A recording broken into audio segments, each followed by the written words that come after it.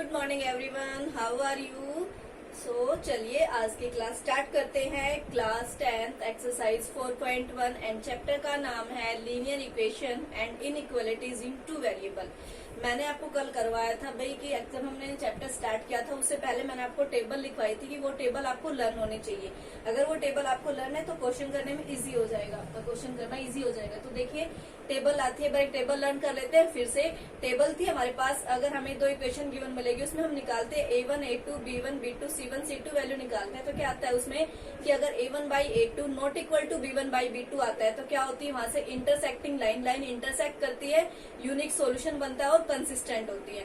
उसके बाद आता है हमारा अगर तीनों इक्वल हो जाते हैं A1 by A2 is equal to B1 by B2 और इक्वल टू C1 C2, अगर तीनों हमारे पास इक्वल हो जाते हैं तो क्या आता है उससे कि लाइन कोइंसिडेंट करेगी, इनफाइनेटली मैनी सोल्यूशन होगा और कंसिस्टेंट होगी। उसके बाद था नेक्स्ट आपका कि A1 by A2 is equal to B1 by B2 not equal to C1 by C2। अगर ऐसा होता है तो आपके पास क्या था कि लाइन पैरेलल होगी और उसके पास नो सॉल्यूशन होगा और इनकंसिस्टेंट होगी। तो इसी पे हम स्टार्ट करते हैं। देखो फर्स्ट क्वेश्चन इसने कहा है, सॉरी फर्स्ट मेरा हो गया था, सेकंड क्वेश्चन इसने कहा है कि solve the following pair of linear equation graphically and discuss the nature of graph. आपको क्या करना है, लीनियर इक्वेशन को सोल्व करना है और discuss the nature of the, और किस पे शो कर रहा है, ग्राफिकली।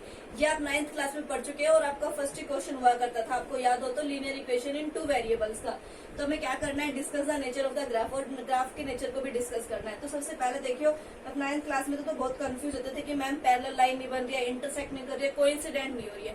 तो इसके लिए हम सबसे पहले क्या करेंगे, हम इसका नेचर ही निकाल लेंगे। क्या करेंगे, इसका नेचर ही निकाल लेंगे कि ये भाई इंटरसेक्ट करेगी, कोइंसिडेंट करेगी, पैरेलल से हमारे पास क्या हो जाएगा, लास्ट में पता भी चल जाएगा कि हमने जो वैल्यूज निकाली है वो सही भी है या नहीं है। तो उसके देखिए आपको सोल्व करना है।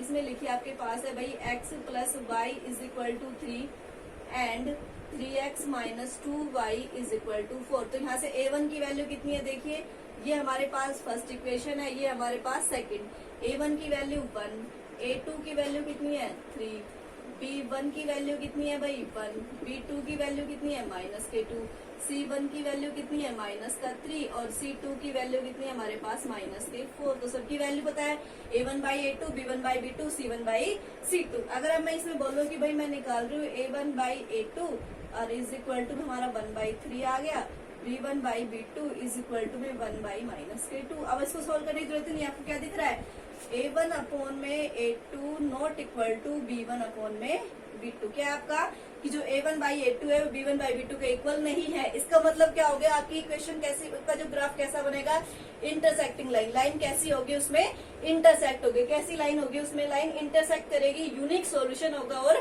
कंसिस्टेंट होगा। तो चलिए स्टार्ट करते हैं। अब स्टार्ट करने के लिए मैंने आपको उसमें बताया था, 9th क्लास में भी आपने पढ़ा था कि जब भी हमें ग्राफ पे शो करना है तो हमें क्या करना पड़ेगा, दोनों इक्वेशन से या तो हम x की वैल्यू निकाल लें या फिर हम y की वैल्यू, दोनों इक्वेशन से या तो हम x की वैल्यू निकाल लें या फिर y की वैल्यू। हम इसमें से निकाल रहे हैं x की वैल्यू। जब भी हमें x की वैल्यू निकालनी है तो क्या होना चाहिए, LHS में हमारा सिर्फ x होना चाहिए। LHS में क्या होना चाहिए, हमारा सिर्फ x होना चाहिए। और जो भी टर्म्स बचेगी, जो भी वेरिएबल भी होगा तो उसको भी हमें क्या लेके जाना है, RHS में। तो देखिए यहाँ से हमारे पास भी 3 था और इधर प्लस का, इधर जाके किसका हो जाएगा, माइनस का। तो हमारे पास क्या हो गई इक्वेशन, ये हमारे पास बन गई इक्वेशन नंबर 3। क्या हो गई equation number 3, x is equal to 3 minus Y.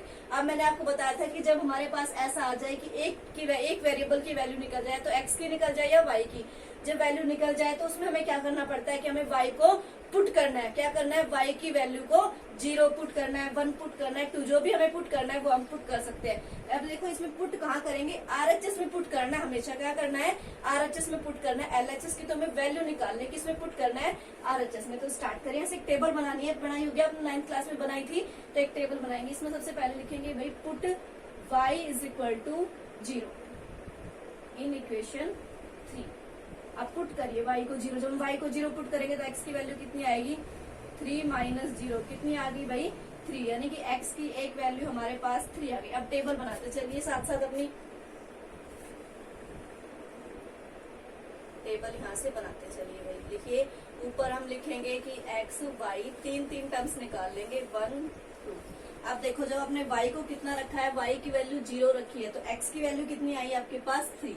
जब y को 0 रखा है तो x की वैल्यू कितनी आई है 3। अब हम क्या करेंगे, put y is equal to 1 in equation 3। जब हम इक्वेशन में y is equal to 1 put करेंगे तो x की वैल्यू कितनी आएगी 3 माइनस 1 इज इक्वल टू 2। कितनी आएगी भाई x की वैल्यू 2। जब हमने y को 1 पुट किया है तो x की वैल्यू कितनी आई है हमारे पास 2। x की वैल्यू कितनी आई है 2। अब इसी तरह हम क्या पुट करेंगे, put y is equal to 2। अब हम क्या पुट कर रहे हैं, y को 2 पुट कर रहे हैं, तो x की वैल्यू कितनी आ जाएगी हमारे पास 3 माइनस 2 इज इक्वल टू 1। जब हमने y को कितना रखा है 2 रखा है, तो x की वैल्यू कितनी आई है 1। तो क्या करना है, एक इक्वेशन से, दोनों इक्वेशन में से या तो x की वैल्यू फाइंड करनी है y की। जो हमने हमारे पास ऐसा आ जाए या x और y जो भी हमने निकालना है वो आ जाए, उसके बाद हमें क्या करना है, जो RHS में वेरिएबल है, तो x आपका वेरिएबल होगा या y वेरिएबल, उसको आपको पुट करना है। 0 से स्टार्ट कर सकते हो, 0 माइनस 1 माइनस 2 माइनस के भी नंबर पुट कर सकते हो, प्लस के भी। हमने क्या किया है भाई, x की वैल्यू को क्या पुट कर, y क्या हमने y को 0 पुट किया तो 3 आया, जब y को 1 रखा तो 2 आया, y को 2 रखा तो 1 आया, तो हमारे पास वैल्यूज आ गई। इसी तरह हमें क्या करना है भाई, सेकंड क्वेश्चन में आपका, इसी तरह हमें क्या करना है, नेक्स्ट क्वेश्चन में हमें निकालना है, सॉरी नेक्स्ट इक्वेशन में हमें निकालना है। नेक्स्ट इक्वेशन में इसको मैं साफ करूँ, सिर्फ टेबल हमें जरूरत पड़ेगी, आपको निकाल के सारा सोल्व करके दिखाना, लेकिन जिस जरूरत किसकी पड़ेगी हमें, टेबल की। आप देखिए आपके पास है 3x माइनस में 2y इज इक्वल टू में कितना है आपके पास 4। 3x minus 2y is equal to में हमें किसकी वैल्यू निकालनी है, x की वैल्यू निकालनी है, तो निकाल दीजिए यहाँ से। अब x के हमारे पास क्या है, y है तो उधर चला जाएगा 4 प्लस 2y।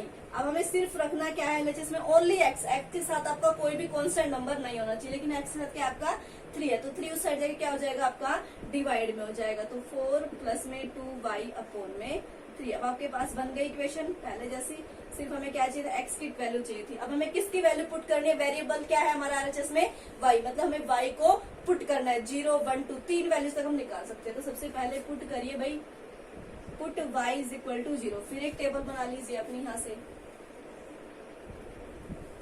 एक टेबल बना लो फिर से भाई, x y हमारे पास 3 कॉलम हो गए इसमें, ठीक है। तो देखो put y is equal to 0, 0 put करिए तो x इज इक्वल टू कितना आएगा 4 प्लस में 2 इंटू में 0 अपॉन में 3, कितनी आ जाएगी 4 अपॉन में 3। कितना होता है, इसको डिवाइड करेंगे तो 3 1 जा 3, 3 3 जा 9, 1.3। जब हमने y को 0, मतलब y की वैल्यू कितनी है यहाँ से 0, जब हमने y 0 रखा तो x की वैल्यू कितनी आई 1.3।